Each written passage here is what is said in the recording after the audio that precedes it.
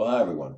I just wanted to send you all this short video about this disturbing, but it's not even a trend, it's more like accepted fact in Christian circles that in Genesis 6, it was the fallen angels who are representative of the sons of God.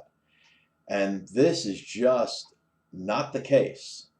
And for quite some time there, even I was thought that this might have some merit, and this would lead to why the Lord had to send the flood, and because the line to the Messiah was corrupted. And however, on closer examination of the facts, here's what we find. So let's go and take a look at Genesis 6, verses 1 through 8. Here's what we see, and it reads, "And it came to pass, when men began to multiply on the face of the earth, and daughters were born unto them, that the sons of God," now, those of the lineage of Adam, which is laid out in chapter 5, the very preceding chapter. Okay, in chapter 4 of Genesis, we have the genealogy of Cain, immediately followed by the genealogy of Adam, and that's immediately followed by this declaration in chapter 6. All right, so let's keep going. So, sons of God, those of the lineage of Adam, which is laid out in chapter 5, the very preceding chapter, right? Okay, they saw the daughters of men, so there's a difference there, but those of the lineage of Cain, which was laid out in chapter 4. And the daughters of men, that they were fair, and they took them wives. That's important. They didn't just sleep with them. They didn't just have sex with them. They took them wives of all which they chose. And the Lord said, "My spirit shall not always strive with man, for that he also is flesh. Yet his days shall be 120 years.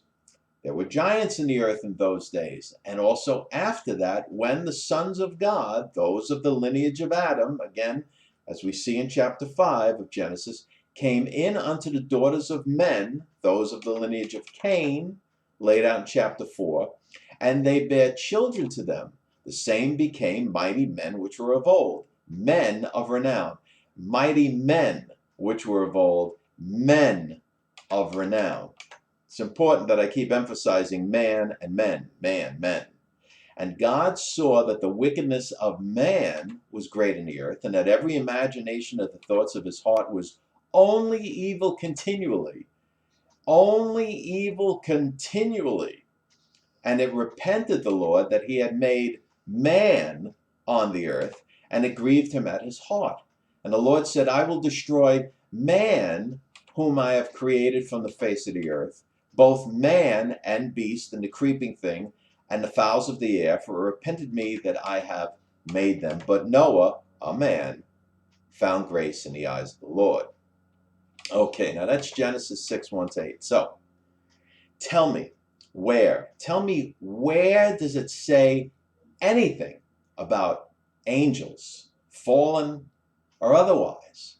Now, it's a very interesting thing, because in the Garden of Eden, where Satan, the serpent, the great dragon, tempted Eve, right? And then Eve gave of the fruit to Adam, which apparently he ate without any temptation. But the point is that when God came and judged that action, the first one to get judged was Satan, right? He asked Adam. Adam blamed God for giving him the woman. The woman blamed God for putting the serpent there. And of course, but the serpent, Satan, was the first one judged. Now, where in Genesis 6 does it mention anything about angels, fallen or otherwise? All I see is man, men, and man.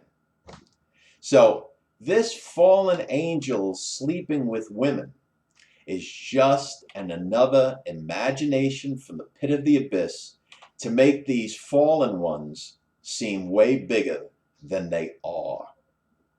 And that's it.